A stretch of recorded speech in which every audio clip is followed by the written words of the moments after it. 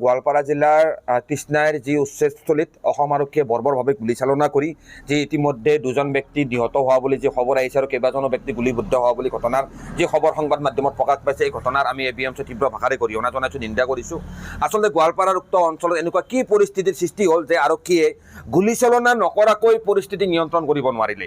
গুলীচালনা কৰাৰ পূৰ্বে যিটো ডিউ প্ৰচেছ অফ ল সেইখিনি কিয় পালন কৰা নহ'ল, সেই প্ৰশ্ন আজি আমি ABMC অসম চৰকাৰৰ সন্মুখত বা ৰাইজৰ সন্মুখত আমি উত্থাপন কৰিছোঁ। আজি মুছলমানৰ বুকুত গুলী সুমুৱাই দিলে সকলো নীতিবিৰুদ্ধ প্ৰক্ৰিয়াও কি বৈধ হৈ যায় নেকি বুলিও আমি প্ৰশ্ন উত্থাপন কৰিছোঁ।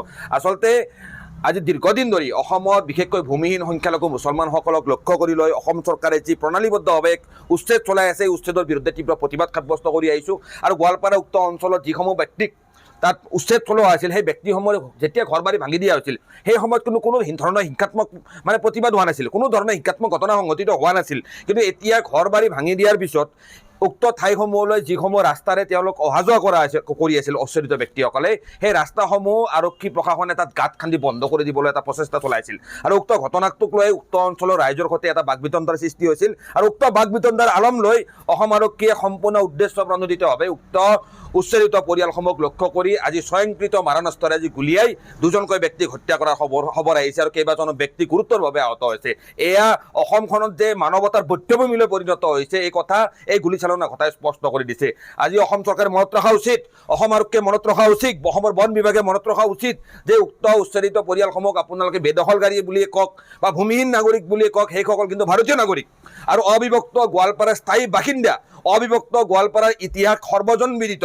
তো সেই মানুহখিনি আজি নিজৰ ভূমিতে এনেকৈ গৰাখহনীয়াত ভূমি হেৰুৱাই বিভিন্ন ঠাইত আজি যুগ যুগ ধৰি শতিকা ধৰি বসবাস কৰি আছিল। আৰু আজি হিমন্ত বিশ্ব শৰ্মা ডাঙৰীয়াই উক্ত ভূমিসমূহ পুঁজিপতিক আদানীৰ দৰে পুঁজিপতিক গতাই দিয়াৰ উদ্দেশ্যেৰে আজি ধৰ্মীয় সংখ্যালঘু মুছলমানসকলক চব টাৰ্গেট হিচাপে লৈ এনেকৈ বৰ্বৰভাৱে, দানৱীয়ভাৱে, অবৈধভাৱে, অসাংবিধানিকভাৱে উচ্ছেদ চলাই আছে।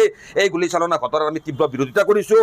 অসমৰ সৰ্বস্তৰৰ জনগণক এই গুলীচালনা ঘটনাৰ বিৰুদ্ধে প্ৰতিবাদ সাব্যস্ত কৰিবলৈ আমি ABMC আহ্বান জনাইছোঁ। কাৰণ অসমৰ সৰ্বস্তৰৰ ৰাইজে এতিয়াও যদি এনেকুৱা ধৰণৰ অসম চৰকাৰৰ এনেকুৱা দানৱীয় আচৰণৰ বিৰোধিতা নকৰে, এদিনাখন এনেকুৱা ধৰণৰ আচৰণে অসমৰ সৰ্বস্তৰৰ জাতি ধৰ্ম বৰ্ণ নিৰ্বিশেষে সৰ্বস্তৰৰ জনগণক এটা ৰাষ্ট্ৰন্ত্ৰৰ দৰে পৰিৱেশ সৃষ্টি কৰাৰ এটা পৰিৱেশ সৃষ্টি হ'ব।